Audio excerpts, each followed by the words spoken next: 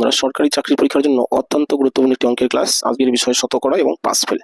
এই টাইপের প্রশ্ন বন্ধুরা 2 সেকেন্ডে প্রশ্ন পড়া মাত্রই আপনি উত্তর বের করে দিতে পারবেন। তো দেখুন ক্লাসটি, আশা করি উপকার লাগবে।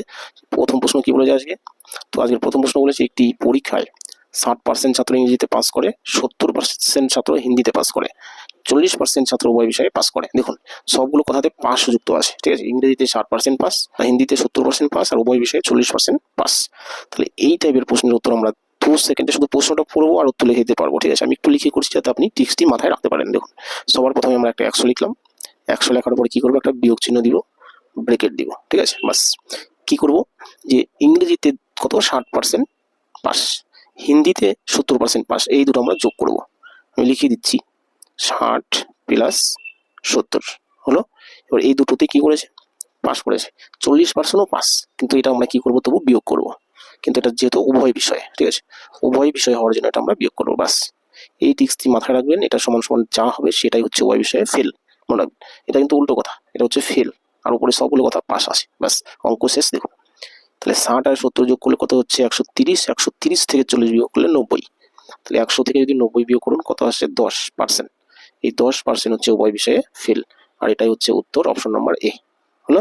বাস চলে আসছি পরের প্রশ্নে 2 নম্বর। দেখুন এটা হচ্ছে আমরা 2 নম্বর প্রশ্ন। কি বলেছে দেখুন, কোন পরীক্ষায় 40% ইংরেজিতে, 30% গণিতে ফেল করলো, উভয় বিষয়ে 15% ফেল করলো। মনে রাখবেন এই যে তিনটি বিষয় আছে, তিনটি বিষয়ে একই কাজ করতে হবে, হয় ফেল না হলে পাস, ঠিক আছে।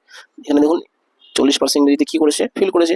30%ও গণিতে ফেল করেছে, আর 15% এটাও ফেল করেছে, কিন্তু উভয় বিষয়ে। বাস এটা যদি হয়ে থাকে তাহলে ঠিক একই টিক্সে আমরা অঙ্ক করবো, যে 100 বিয়োগ করার পর পরপর দুটি বিষয় আমরা যোগ করে নিব, 40 আর কত? 30। তাহলে 40 আমি লিখছি না, আমি লিখলেও হবে, লিখছি এই জন্য যাতে ট্রিক্সটি আপনার মনে থাকে। এবার কি করবো? এবার কিন্তু বন্ধুরা বিয়োগ দিব, ঠিক আছে। কেন কি 15% হচ্ছে উভয় বিষয়ে ফেল, এই 15% আমরা বিয়োগ দিলাম। বাস এই যে লাইনটি লিখলাম, এই লাইনটি মনে রাখবেন কোন ট্রিক্সে লিখলাম। এটা সমান সমান যা হবে সেটাই হচ্ছে উত্তর। তাহলে দেখুন এই দুটোর যোগফল কত হচ্ছে? যোগফল হচ্ছে 70। 70 থেকে যদি 15 বিয়োগ করেন 55। 100 থেকে আমি সেই 55 বিয়োগ করে দিব, তাহলে কত হবে? 45%।